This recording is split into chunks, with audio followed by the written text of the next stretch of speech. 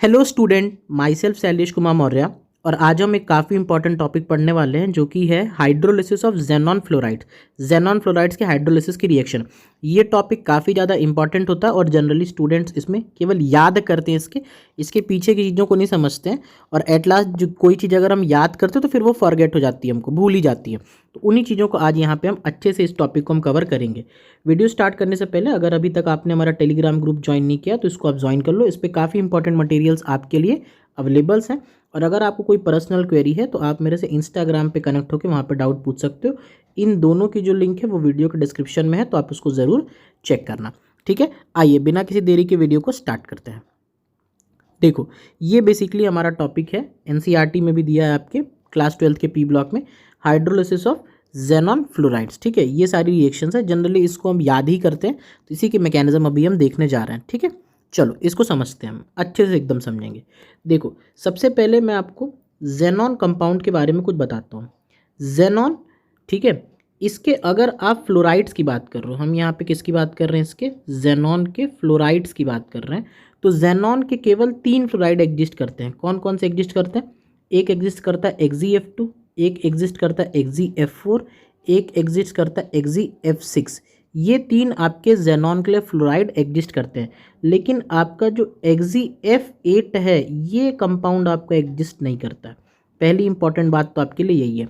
अगर आपसे पूछा जाए कि जेनॉन के कितने फ्लोराइड एग्जिस्ट करते हैं, तो होना चाहिए XeF2, XeF4, XeF6 और XeF8। ये एग्जिस्ट नहीं करता है। अच्छा, ऐसा ही क्यों होता है, वो एक सेपरेट टॉपिक है। फिलहाल यहाँ पे हम रिएक्शन देखने की कोशिश करें तो आपको ये ध्यान रखने की ज़रूरत है। ठीक है, अच्छा, जेनॉन के अगर हम ऑक्साइड्स की बात करें, जेनॉन के ऑक्साइड्स की बात करें, तो जेनॉन के आप सोच सकते हो इस तरह के ऑक्साइड, XeO, ठीक है, XeO2, और क्या सोच सकते हो आप, XeO3 सोच सकते हो, और एक और आप सोच सकते हो XeO4 सोचा जा सकता है। लेकिन इन सभी ऑक्साइड्स में से केवल और केवल XeO3 ही एग्जिस्ट करता है। बाकी XeO4 भी एग्जिस्ट नहीं करता, XeO2 भी नहीं और XeO भी नहीं। तो ये आपके लिए काफ़ी ज़्यादा इंपॉर्टेंट है। मैं इसको एक अलग कलर से हाईलाइट करके लिख दे रहा हूँ। कौन कौन से कंपाउंड एग्जिस्ट करते हैं, तो XeF2, XeF4 और XeF6, ये 3 कंपाउंड। और आपके ऑक्साइड्स में कौन सा एग्जिस्ट करता है, तो ओनली एंड ओनली XeO3। ये चीज़ हमको एकदम दिमाग में अच्छे से बैठा लेना, तभी हम इसकी रिएक्शंस लिख पाएंगे। ठीक है, इतने का आप स्क्रीनशॉट चाहो तो ले सकते हो। चलो अब हम देखते हैं आगे। ठीक है, अब देखो, जैसे मान लो मेरे को रिएक्शन लिखनी है आपकी मान लो जैसे मेरे को लिखनी है XeF6 की हाइड्रोलिसिस की रिएक्शन लिखनी है। या पहले हम XeF2 से शुरू करते हैं, वो थोड़ा सा छोटा है। पहले XeF2 की हाइड्रोलिसिस की रिएक्शन लिखनी है। ठीक, इसका मेरे को हाइड्रोलिसिस करवाना है, वाटर के साथ में रिएक्शन कराना है। देखो, जो फ्लोरीन है वो तो एक सिग्मा बॉन्ड से बंधा हुआ मॉलिक्यूल है। और जो ऑक्सीजन है वो जब भी बॉन्ड बनाता है तो वो डबल बॉन्ड बनाता है, यानी एक सिग्मा बनाता है और एक पाई बनाता है। तो यानी फ्लोरीन केवल एक बॉन्ड बनाता है अपने अंदर, और जब ऑक्सीजन है तो वो डबल बॉन्ड बनाता है। तो यानी अगर मेरे को एक ऑक्सीजन मॉलिक्यूल के अंदर आएगा, एक ऑक्सीजन आएगा, तो वो 2 फ्लोरीन मॉलिक्यूल को क्या कर देगा, रिप्लेस कर देगा। आपको ये बात पहले समझ में आनी चाहिए, क्योंकि फ्लोरीन बनाता है एक बॉन्ड, ऑक्सीजन बनाता है 2 बॉन्ड। तो अगर हम एक ऑक्सीजन मॉलिक्यूल के अंदर इंसर्ट करेंगे तो वो क्या करेगा, 2 फ्लोरीन मॉलिक्यूल को निकाल के मॉलिक्यूल से बाहर फेंक देगा। ये बात आपको समझ में आ रही होगी। ठीक है, तो इन चीज़ों को मैं यहाँ से क्या करता हूँ, इस तरह से हटा देता हूँ। ये अब हम समझ चुके हैं ये वाले कॉन्सेप्ट को। ठीक है, चलिए अब हम यहाँ पे प्रोसीड करते हैं। तो देखो, यहाँ पे टोटल मॉलिक्यूल के अंदर कितने फ्लोरीन है, 2 फ्लोरीन है।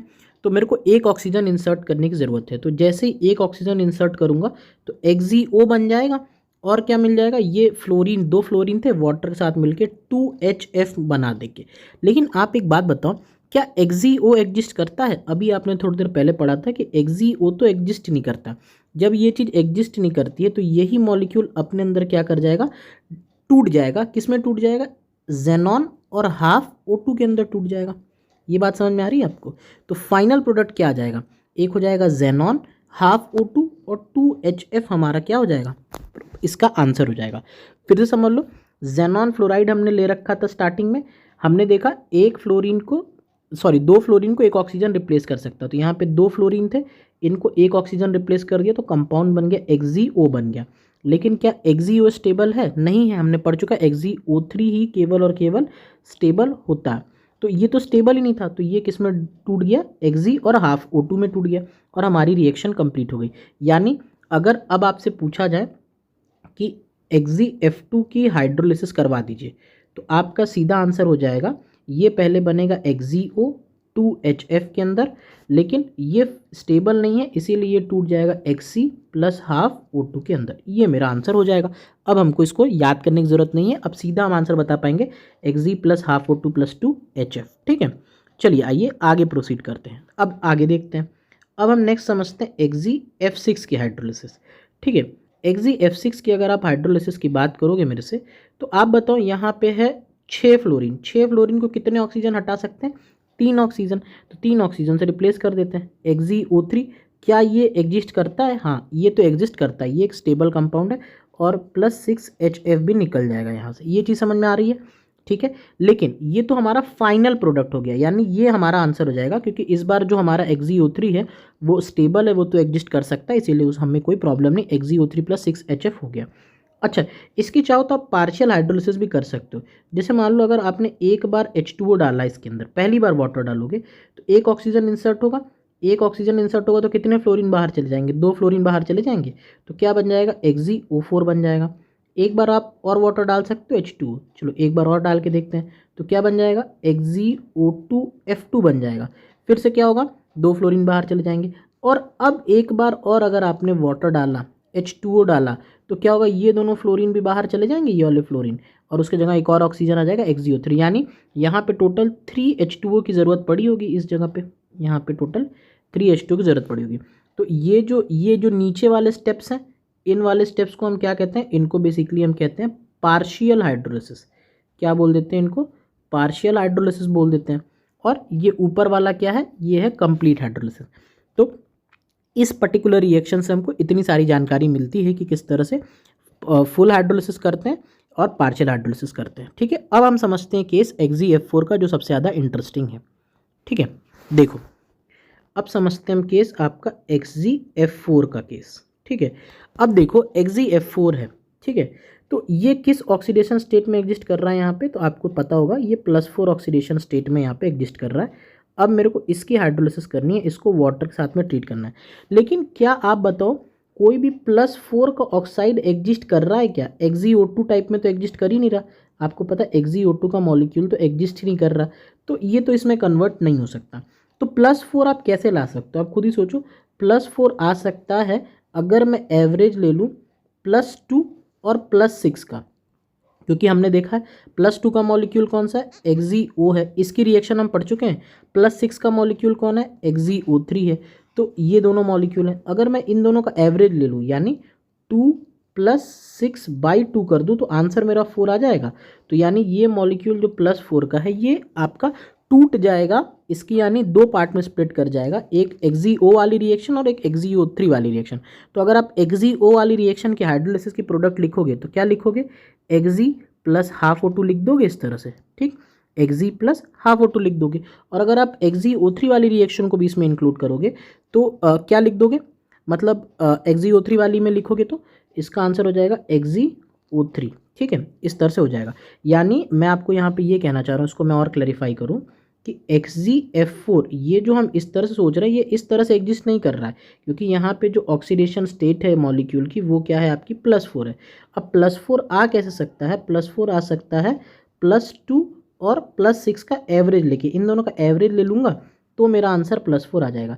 यानी ये मॉलिक्यूल XgF4 खुद एज सच इस तरह से रिएक्शन नहीं कर रहा है, ये रिएक्शन कर रहा है XgF2 और आप कह सकते हो XgF6/2, इस तरह वाली रिएक्शन हो रही है, यानी इन दोनों के हिसाब से रिएक्शन चल रही है। तो XgF2 वाली रिएक्शन लिख दो। XgF2 वाली रिएक्शन क्या है, तो आपको पता है Xg प्लस हाफ O2, इसकी हाइड्रोलिसिस करोगे तो ये बनेगा। और XgF6 करते हैं तो क्या बनता है, तो XgO3 प्लस HF बन जाता है। तो ये आपकी रिएक्शन यहाँ से प्रोसीड करेगी। ठीक है, तो इस तरह से आप इसके प्रोडक्ट्स को लिख सकते हो, जो कि आप देखोगे NCERT में भी यहाँ पे ये वाले पार्ट में आप देख सकते हो, यहाँ पे लिखा हुआ है XgO3 HF प्लस O2। ठीक है, ये वाला पार्ट ये सबसे कॉम्प्लेक्स था जो हमने समझा। ठीक है, तो होप करते हैं आपको ये चीज़ समझ में आ गई होगी कि ये रिएक्शन किस तरह से होती है। ठीक है, तो एक बार अगर हम जल्दी समराइज़ करना चाहें तो यहाँ पे देख सकते हैं सबसे पहले क्या था, XeF2 था। इसकी जब हमने रिएक्शन कराई तो हमने पहले इसको XeO में कन्वर्ट किया, जो कि फर्दर फिर कन्वर्ट हो गया Xe प्लस हाफ O2 के अंदर। फिर हमने देखा XeF6 का मॉलिक्यूल देखा, XeF6 का मॉलिक्यूल था तो ये किसके अंदर कन्वर्ट हो गया था, XeO3 के अंदर, और इसकी पार्शियल हाइड्रोलिसिस कराई तो एक बार पहले बना था XeOF4, फिर अगर कराई थी तो बना था XeO2F2, और फिर फर्दर ये कन्वर्ट हो गया था XeO3 के अंदर।